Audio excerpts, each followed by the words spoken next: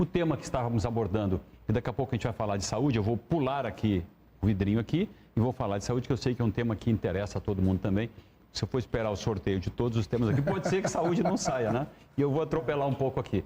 Mas o assunto de antes era a mobilidade urbana, e o Marcelo falava das dificuldades de algumas regras serem cumpridas. Não esqueça que eu lembrei que você já foi presidente do MTU em algum tempo, e o que você traria de lá ou o que você mudaria? Sim. Vamos ser diretos, né, para tentar ser um pouco rápido. Eu acho que, primeiro, nós falamos um pouco do pedestre, nós precisamos recuperar a calçada, precisamos garantir uma grande campanha educativa para respeito à faixa, para que os pequenos deslocamentos sejam feitos a pé. Nós precisamos proteger aquele trabalhador, aquele trabalhador, aquela pessoa simples que escolhe a bicicleta para ir e voltar para o trabalho, para economizar o dinheiro do transporte. Essa pessoa precisa ter proteção no trânsito. Nós precisamos fazer uma grande ciclovia, por exemplo, no corredor ecológico do Mindu, em que você possa cruzar da zona leste até a zona centro-oeste da cidade, ali ter um bicicletário e você diminuir o deslocamento num veículo de ônibus, por exemplo.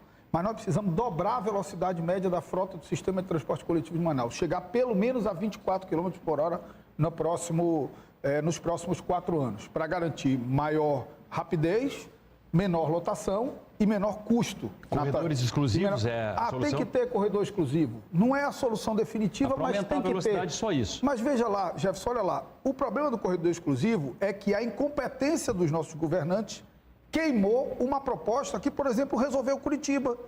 Uma proposta que aumentou em 200% o número de passageiros no ônibus lá no Rio de Janeiro. Eu estava vendo o programa do Eduardo Paes hoje, antes de vir para cá. Uma proposta que resolveu Medellín, em Bogotá. Uma proposta que resolveu Porto Alegre, que foi queimada aqui por quê? Porque na época do Expresso, o prefeito da época inaugurou antes dos ônibus articulados chegarem, porque ele ia ser ministro e queria inaugurar antes de estar pronto. Então, se você inaugurar algo antes que está pronto, vai dar errado. E deu errado. E depois nós queimamos de novo, porque o prefeito Arthur pintou uma faixa azul e disse que aquilo ali era BRT. Não é. BRT pressupõe obra de infraestrutura. Em algumas áreas, o corredor está consolidado. Na Noel Nutros, na Max Teixeira, o corredor está consolidado. As pessoas respeitam o corredor, independente de ter fiscalização. As pessoas incorporaram isso na sua cultura. Na Constantino Nery, as pessoas não respeitam por quê? Porque o corredor gera um colapso no transporte individual, porque tem ônibus dos dois lados.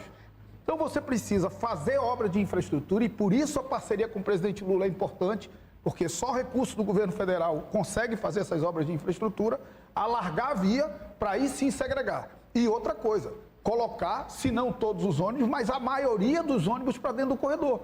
O prefeito Arthur deixou um pouquinho de ônibus dentro do corredor, quase todos fora do corredor, não resolveu o transporte e colapsou o trânsito. Então nós temos uma ideia queimada, mas é uma ideia que precisa ser implantada com responsabilidade. Sinalização inteligente. Um ônibus que carrega 70 pessoas, ele não pode ter a mesma prioridade no trânsito do meu carro, que eu dirijo sozinho no ar-condicionado e não paro para pegar ninguém. Ele precisa ter prioridade no trânsito. As pessoas reclamam do ônibus, Jefferson, mas veja, os ônibus significam apenas 1,5% da frota de veículos de Manaus. 1,5%.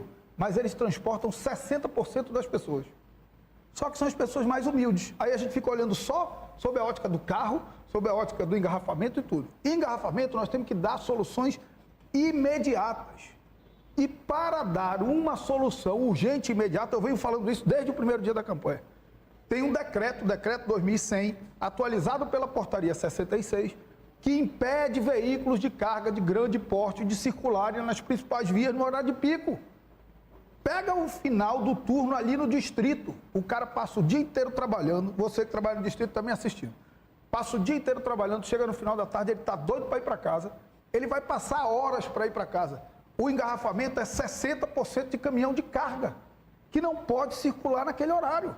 E outra coisa, o anel viário foi feito para isso. Mas eles não vão para o anel viário porque é um circuito um pouco mais longo. Aí, por uma conta de economia de gasolina, eles atormentam a vida da cidade. Marcelo, então, é cumprir sinalização inteligente e transporte coletivo de qualidade. Sobre essa questão, você estava falando da faixa azul, acho que não tem manauara que não se arrepie quando a gente fala de faixa azul, porque é um problema, acabou se tornando um problema. Sim. Aí a gente tem outras questões que também precisam ser implantadas, ciclofaixas, ciclovias, isso mal tem espaço para a gente trafegar com os carros normais na rua.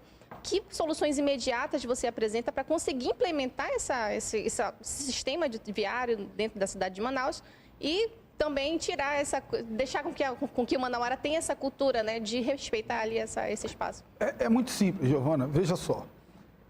Consolidar, manter o corredor, estruturar o corredor onde ele já está consolidado. Estou dando dois exemplos. Noel Nutro e Marcos Teixeira.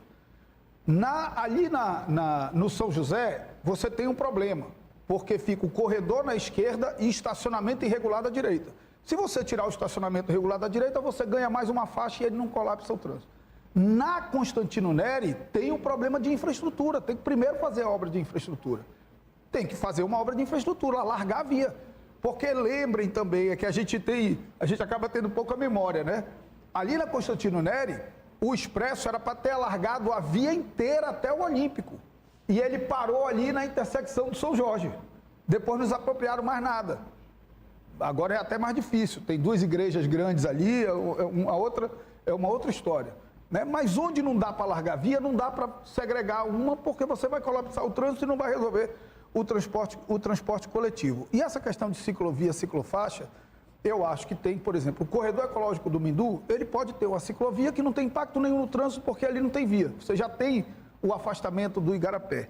E eu defendo muito ciclofaixas nas vias secundárias da cidade, para que o trabalhador ele possa ir de dentro do bairro para o terminal de bicicleta. E ali tem um bicicletário e ele diminui um tempo de viagem dele. Como essas vias de dentro do bairro, a velocidade é mais baixa, você pode segregar 1,5 metro, que eu acho que é a distância que precisa segregar para a ciclovia e garantir a segurança sem comprometer o trânsito.